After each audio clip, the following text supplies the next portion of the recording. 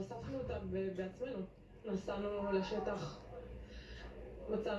מצאנו את הרכב של אחי אלי, הוא הגיע 200 מטר ממנה.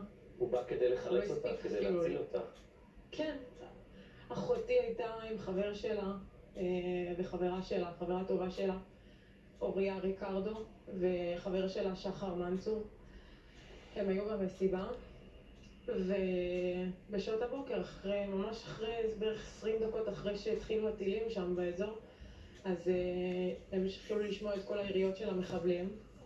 הם כנראה היו בין הראשונים שעלו לכביש, ובעצם חבר שלנו הוא הראשון. כנראה הוא איבד שליטה. אנחנו פשוט מסיקים את כל המסקנות האלה מהמצב שמצאנו את האוטו, מהמקום שבו האוטו נמצא והידרדר אליו. פשוט לא, אף אחד לא בא אלינו הביתה ואמר לנו מה היה. ממש כאילו אנחנו הלכנו את כל המידע הזה. זהו, אחותי התקשרה לאחי אלי, הוא יצא אליה מגן יבנה. הוא פשוט, הייתה לו מטרה אחת בעיניים, וזה היה להביא אותה אליו. פשוט לעזור לה, להציל אותה. והוא לא הספיק, כי המחבלים הגיעו לך קודם.